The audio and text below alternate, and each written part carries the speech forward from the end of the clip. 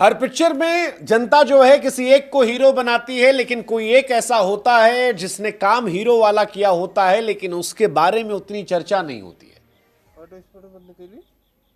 लखनऊ और दिल्ली के मैच में भी यही था। एक नाम जिससे खुद कप्तान ऋषभ पंत गुमनाम थे। पोस्ट मैच जब ऋषभ पंत से पूछा गया कि भाई साहब कहां मैच हार गए, तो उन्होंने कहा यार आशुतोष ने बल्लेबाजी बड़ी अच्छी की और एक और लड़का था उसने भी अच्छा खेला।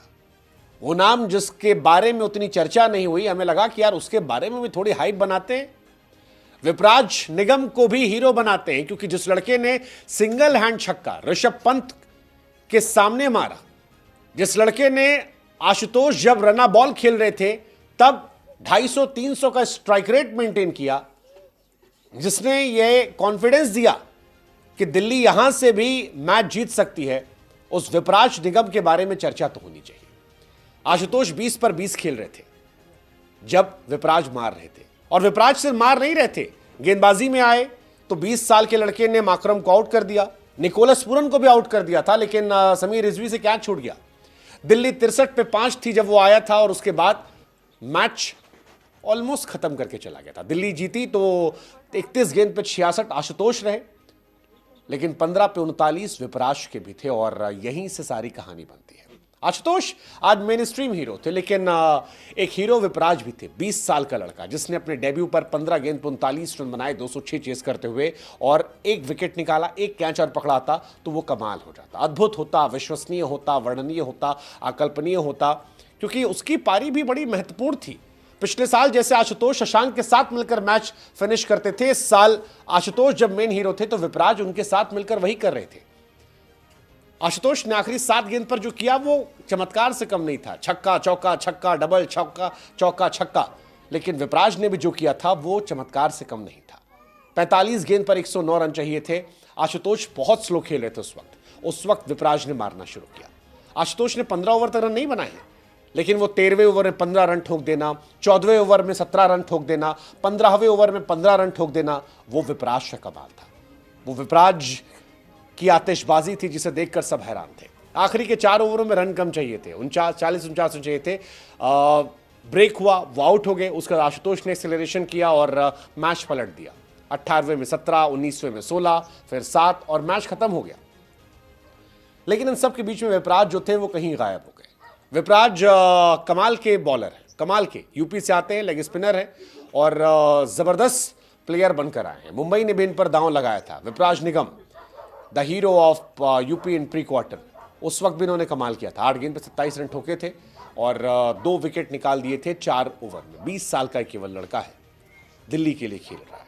15 गेंद पर 39 रन। भाई साहब मान लीजिए, ये नाम याद कर लीजिए, क्योंकि विपराज का नाम ऋषभ पंत को नहीं याद था, हमें से भी किसी को याद नहीं था। हमने पढ़ा, लिखा, देखा, अब सबको याद हो जाएगा। Vipraj Nigam, remember the name, remember the name, क्योंकि ये लड़के में दम है। दम है भाई साहब। ये लड़का अच्छी गेंदबाजी करता है और जिगरे वाली गेंदबाजी करता है। निकोलस पूरन को फंसाना इतना आसान नहीं था, माकरम को आउट करना इतना आसान नहीं था, पहला विकेट इसी ने दिलाया।